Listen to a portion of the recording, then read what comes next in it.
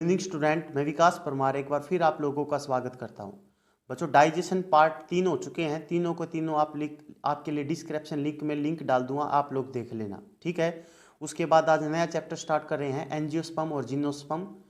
HSSC का सबसे बेहतरीन टॉपिक होता है और यही टॉपिक जो होता है बच्चों को ज़्यादा पजल करता है, लेकिन आज से ही आप लोगों को पजल नहीं करेगा। वीडियो को पूरा जरूर देखें। पहला क्वेश्चन है, अदरक किसके साथ संशोधित होती है? ऑप्शन ए है सिरा, बी है पत्ता, सी है लता तंतु, डी है तना। ठीक है। तो जो अदरक होता है वो एक प्रकार का तना होता है, एक प्रकार का स्टीम होता है।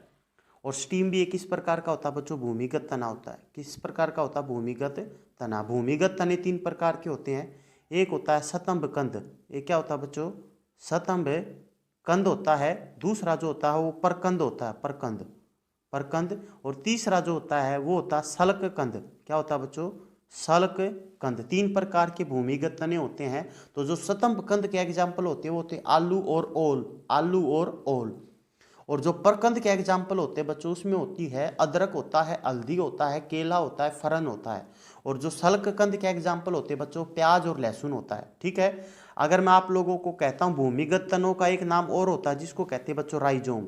राइजोम भी किसको कहते हैं? भूमिगत तनों को क्या कहते हैं? हम राइजोम कहते हैं। इसलिए कई बार एग्जाम में तना न दे के आप लोगों को सीधा पूछ सकता है राइजोम, ठीक है। उसके बाद अगले क्वेश्चन के यहाँ पर आते हैं, क्वेश्चन नंबर सेकंड। आशीष एक पौधे से प्राप्त किया जाता है, पौधे के किस भाग से इसे प्राप्त किया जाता है? आशीष जो होता है एक प्रकार का नशीला पदार्थ होता है बच्चों। ऑप्शन ए है पत्तियां, बी है तना, सी है पत्तियां और स्त्री पुष्पगुच्छ, डी है तना और पुष्पगुच्छ। तो इसका आंसर होगा इसे प्राप्त किया जाता है बच्चों पत्तियों और स्त्री पुष्पगुच्छ से। सी इज द राइट आंसर, ठीक है। अगर मैं आप लोगों से कहता हूं इस आशीष में एक प्रकार का फ्लूइड भी होता है जिसको कहते हैं रेजिन नाम का फ्लूइड। क्या होता है बच्चों? रेजिन नाम का फ्लूइड, ठीक है। ये एक प्रकार इसी की तरीके की चीजें और होती है। जैसे आशीष होता है, एक होता है चरस, आप लोगों ने सुना होगा नाम कई बार, चरस। एक होता है आपके पास गांजा, एक क्या होता है आपके पास? गांजा होता है। और एक होता है आपके पास भांग, भांग होती है बच्चों, ठीक है। अगर मैं यहाँ से कहूँ कि चरस को किससे प्राप्त किया जाता है, तो चरस को बच्चों पत्तों को रगड़ कर, रब करके चरस प्राप्त किया जाता है। और जो गांजा होता है बच्चों, गांजा, जो गांजा होता है वो फ्लावर यूज करते हैं, फ्लावर से प्राप्त होता है, फूलों से प्राप्त होता है गांजा।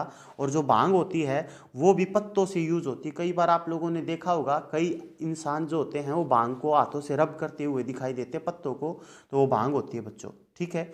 उसके बाद अगले क्वेश्चन के ऊपर आते हैं, क्वेश्चन नंबर 3। आभासी फल का एक उदाहरण है, इनमें से आप लोगों को बताना कि आभासी फल कौन सा है। ऑप्शन ए है आपके पास सेब, बी है अमरूद, सी है आम और डी है टमाटर, ठीक है। तो आभासी फल जो है बच्चों, इसमें से आप लोगों के सामने Apple is the right answer, ठीक है। एप्पल जो है, सेब है, वो आपके पास क्या है? आभासी फल है। सेब क्या है बच्चों आपके पास? आभासी फल होता है सेब, ठीक है। अगर मैं और आभासी फलों की बात करता हूं तो केला भी एक प्रकार का आभासी फल होता है, ठीक है। और काजू भी एक प्रकार का आभासी फल होता है। और एक प्रकार का स्ट्रॉबेरी जो होता है, स्ट्रॉबेरी, वो भी एक प्रकार का क्या होता है? आभासी फल होता है, ठीक है। जो फ्रूट होते हैं वो ओवरी से प्राप्त होते हैं, मतलब ओवरी को एक प्रकार से फ्रूट कहते हैं बच्चों, ठीक है। फ्लावर के किसी भी पार्ट से अगर कोई चीज़ मिल जाए उसको आभासी फल कहते हैं। फ्लावर के किसी भी पार्ट से अगर कोई चीज़ भी मिल जाए आपको तो उसे आभासी फल कहते हैं, ठीक है। इसके अंदर जो अमरूद है, गोवा, इसको ट्रॉपिकल फ्रूट कहते हैं, ट्रॉपिकल फ्रूट कहते हैं। जहाँ ज़्यादा बारिश होती है वहाँ पे ट्रॉपिकल फ्रूट होते हैं, वो गोवावा है, ठीक है, वो अमरूद है। उसके बाद अगर मैं आम की बात करता हूँ तो आम का वैज्ञानिक नाम होता है मैंगीफेरा इंडिका, ठीक है। उसके बाद अगर टमाटर की बात करते हैं हम, टमाटर का लाल रंग लाइकोपीन के कारण होता है। और टमाटर किस फैमिली का मतलब किस फैमिली से रिलेटेड है? तो सोलेनम, सोलेनम फैमिली से रिलेटेड बच्चों। ये किससे है? सोलेनम फैमिली से रिलेटेड होता है टमाटर, ठीक है। और टमाटर का वैज्ञानिक नाम अगर आप लोगों से पूछ लिया जाए तो सोलेनम लाइकोपर्सिकम है। लाइको लाइको लाइकोपर्सिकम, परसिकम इज द वैज्ञानिक नाम ऑफ टमाटर का। टमाटर का वैज्ञानिक नाम क्या है? सोलेनम लाइकोपर्सिकम, परसिकम, ठीक है। और ये लाइको शब्द है ना, यहीं से बन जाता है कि टमाटर का जो लाल रंग होता है वो लाइकोपीन के कारण होता है। और टमाटर के अंदर एसिड कौन सा पाया जाता है? ऑक्जेलिक एसिड पाया जाता है बच्चों। उसके बाद अगले क्वेश्चन के ऊपर आते हैं, क्वेश्चन नंबर 4। सूखे फल जिसकी कलियों को मसाले के रूप में इस्तेमाल किया जाता है वो कौन है? ऑप्शन ए है इलायची, बी है दालचीनी, सी है लौंग, डी है केसर। ठीक है बच्चों, तो इसका आंसर आप लोगों के पास रहेगा बच्चों लौंग। लौंग इज द राइट आंसर। ठीक है, सूखे फल जिसकी कलियां मसाले के रूप में इस्तेमाल की जाती है वो कौन होती है बच्चों? लौंग। ठीक है, क्लोव्स कहते हैं इसको इंग्लिश में। और एक चीज का और ध्यान रखना, लौंग जो होती हैं वो एक प्रकार के एरोमेटिक्स होते हैं। क्या होते हैं बच्चों? एरोमेटिक्स होते हैं। एरोमेटिक्स वो चीज होती है जो भोजन में सुगंध देने का काम करती है, उसको एरोमेटिक्स कहते हैं। तो ठीक है, तो इसका पेपर में यही क्वेश्चन आता है। जो कलियां होती है ना, पेपर में ऐसे क्वेश्चन आ जाएगा कि कलियों से क्या मिलता है आपको? कलियों से लौंग मिलती है। ठीक है, कलियों से क्या मिलती है आपको? लौंग मिलती है। ठीक है, और अगर मैं यहीं पे कहता हूं कि ये जो केसर है वो भारत में सबसे ज्यादा जम्मू कश्मीर के अंदर पाया जाता है। कई बार क्वेश्चन आ जाता है कि जो जम्मू कश्मीर के अंदर जो केसर पाया जाता है वो किन जगहों के ऊपर पाया जाता है? तो उन जगहों को कहते हैं करेबा। क्या कहते हैं उनको? करेबा कहते हैं। करेबा जो ईल मतलब एक प्रकार से आइलैंड क्षेत्र जो होते हैं उनको करेबा कहते हैं, वहां पर पाया जाता है केसर। ठीक है, और वर्ल्ड में सबसे ज्यादा केसर ईरान के अंदर पाया जाता है बच्चों। उसके बाद अगर मैं आप लोगों से कहता हूँ यहाँ पे इलायची के बारे में बात करता हूँ, तो इलायची जो होती है वो बीजों से प्राप्त होती है बच्चों। किससे प्राप्त होती है? बीजों से प्राप्त होती है। उसके बाद अगले क्वेश्चन के ऊपर आते हैं, क्वेश्चन नंबर 5 के ऊपर आते हैं बच्चों। एक फरन सपोरगिया असरपत्ती को कहा जाता है। आप लोगों को मैंने अभी बता दिया था, फरन जो होता है वो एक प्रकार का तना होता है। तने 3 प्रकार के बताए थे मैंने, सतम्बकंद, परकंद और सल्ककंद। परकंद के एग्जाम्पल में बताया था अदरक, हल्दी, फरन, केला। अदरक, हल्दी, फरन और केला। ठीक है, ये मैंने आपको बताया था। अब पेपर में बोल रहा है कि आपको कि एक फरन सपोरगिया असरपत्ती को कहा जाता है। क्या कहा जाता है? देखो भैया, पहले तो आप लोगों को मैं बता देता हूं, एक पौधा जो स्पोर के माध्यम से प्रजनन करता है, एक पौधा जो स्पोर के माध्यम से प्रजनन करता है उसे कहते हैं हम फरन। उसे हम क्या कहते हैं बच्चों? फरन कहते हैं। ठीक है, और फरन्स एक इस प्रकार के पौधे होते हैं, इनके अंदर ना तो बीज होता और ना ही इनके अंदर फ्लावर होता। फरन के अंदर ना तो बीज होता और ना इनके अंदर फ्लावर होते बच्चों। अब दूसरी बात अगर मैं करता हूं, इसका आंसर रहेगा आपके पास स्पोरोफिल। क्या रहेगा इसका आंसर बच्चों? Sporophyll is the right answer. ठीक है, एक फरन के स्पोरगिया पत्ती को क्या कहा जाता है? स्पोरोफिल। फरन के प्लांट के ऊपर की जो कवरिंग होती है बच्चों उसे इंडीसियम कहते हैं। उसे क्या कहते हैं? इंडीसियम कहते हैं। फरन के प्लांट के ऊपर की जो कवरिंग होती है उसे इंडीसियम कहते हैं। और फरन के स्पोरगिया या स्पोरेंजिया कहते हैं, इसको दूसरा नाम हो सकता है, इसका अगर समझ में नहीं आ रहा तो स्पोरेंजिया कहते हैं इसको। स्पोरेंजिया असरपत्ती को का क्या कहा गया? स्पोरोफिल कहा जाता है। उसके बाद अगले क्वेश्चन के ऊपर आती है, क्वेश्चन नंबर 6। क्वेश्चन नंबर 6 कहता है पुष्प विहीन पौधे को कहा जाता है। क्या कहा जाता है? जिसके अंदर पुष्प नहीं होते। ऑप्शन ए है आपके पास फेनरोगेम, ऑप्शन बी है आपके पास ब्रायोफाइट, ऑप्शन सी है थैलोफाइट्स, ऑप्शन डी है क्रिप्टोगेम। तो पुष्प विहीन पौधे जो होते हैं वो क्रिप्टोगेम होते हैं बच्चों। क्या होते हैं? क्रिप्टोगेम। एक होता है फेनरोगेम, एक होता है क्रिप्टोगेम। तो जिसके अंदर पुष्प नहीं होते उसको क्रिप्टोगेम कहते हैं, अर्थात इनमें बीज भी नहीं होते। क्रिप्टोगेम के अंदर ना तो बीज पाए जाते और ना इनके अंदर फ्लावर पाए जाते, पुष्प पाए जाते, इनको क्रिप्टोगेम कहते हैं। और जो फेनरोगेम होते हैं उसके अंदर बीज भी पाए जाते हैं, उनके अंदर पुष्प भी पाए जाते हैं।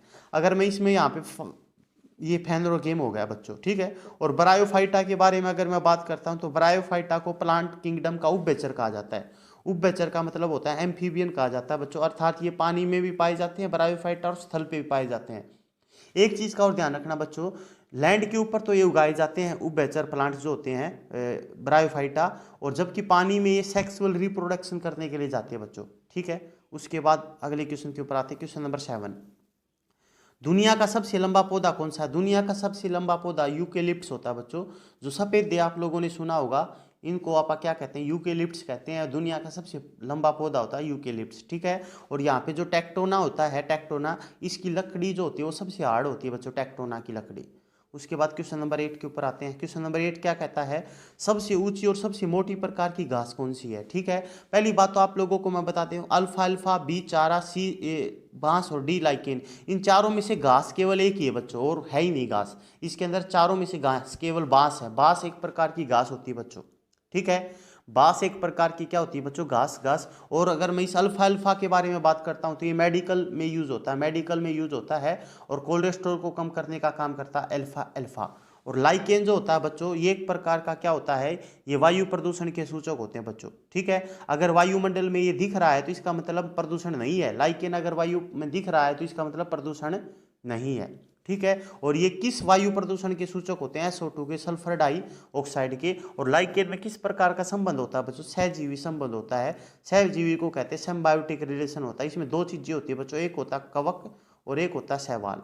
कवक को कहते हैं फंगी और शैवाल को कहते हैं एल्गी। मतलब दो चीजों से मिलकर बनती है, कवक से और शैवाल से। और जब दो चीजों से कोई चीज मिलकर बनती है और जो एक दूसरे के ऊपर डिपेंडेंट होती है उसको कहते हैं सहजीवी संबंध कहते हैं बच्चों। उसके बाद क्वेश्चन नंबर 9 के ऊपर आते हैं। क्वेश्चन नंबर 9 क्या कहता है? पेड़ के तने में रहने वाले जानवरों को निम्न में से क्या जाना जाता है? पेड़ के तनों में रहने वाले जंतु जो होते हैं वो आर्बोरियल होते हैं। क्या होते हैं बच्चों? वो आर्बोरियल होते हैं। क्या होते हैं बच्चों? आर्बोरियल होते हैं वो, ठीक है। ये इंग्लिश का वर्ड है आर्बोरियल और हिंदी में उसको वृक्षीय पौधे का वृक्षीय जानवर कहते हैं। वृक्ष के तनों में रहने वाले, पेड़ों के तनों में रहने वाले, ठीक है। और अगर मैं यहाँ पे कहता हूँ आप लोगों को, उभयचर वो होते हैं जो पानी पे भी रहते हैं और स्थल पे भी रहते हैं, ठीक है। एक्वेटिक्स वो होते हैं जो केवल पानी के अंदर रहते हैं, ठीक है। उसके बाद क्वेश्चन नंबर 10 के ऊपर आते हैं। Question number 10। क्वेश्चन नंबर 10 क्या है? किस पौधे की छाल का उपयोग एक मसाले के रूप में किया जाता है? बहुत इंपॉर्टेंट क्वेश्चन बच्चों। किस पौधे की छाल का उपयोग मसाले के रूप में किया जाता है? ऑप्शन ए है दालचीनी, बी है लौंग, सी है नीम, डी है पाम, ठीक है। सबसे पहले तो लौंग तो हम बता ही चुके हैं आप लोगों को। लौंग तो क्या होती है? फ्लावर बड होती है बच्चों। ये क्या होती है? एक प्रकार से लौंग फ्लावर बड से प्राप्त किया जाता है, ठीक है। और इसका आंसर रहेगा आपके पास दालचीनी। पौधे की छाल से, छाल का मतलब बार्क होता है, बार्क, छाल से प्राप्त किया जाने वाला मसाला कौन सा बच्चों? दालचीनी होता है, ठीक है। और फ्लावर बड से क्या प्राप्त किया जाता है बच्चों? लौंग प्राप्त किया जाता है। और जो पाम होता है, पाम के बारे में अगर मैं बात करता हूं तो जो RBI का लोगो है उसके पीछे पाम ट्री का ही लोगो है, पाम ट्री है बच्चों उसका। RBI के लोगों के पीछे कौन सा ट्री है? पाम का ट्री है। और नीम के बारे में बात करता हूं तो नीम का जो पानी होता है वो सीड से निकाला जाता है। सीड का मतलब बीज से निकाला जाता है, ठीक है। और नीम का वैज्ञानिक नाम अगर आप लोगों से पूछ लिया जाए तो नीम का वैज्ञानिक नाम होता है आजादी रेक्टा इंडिका। आजादी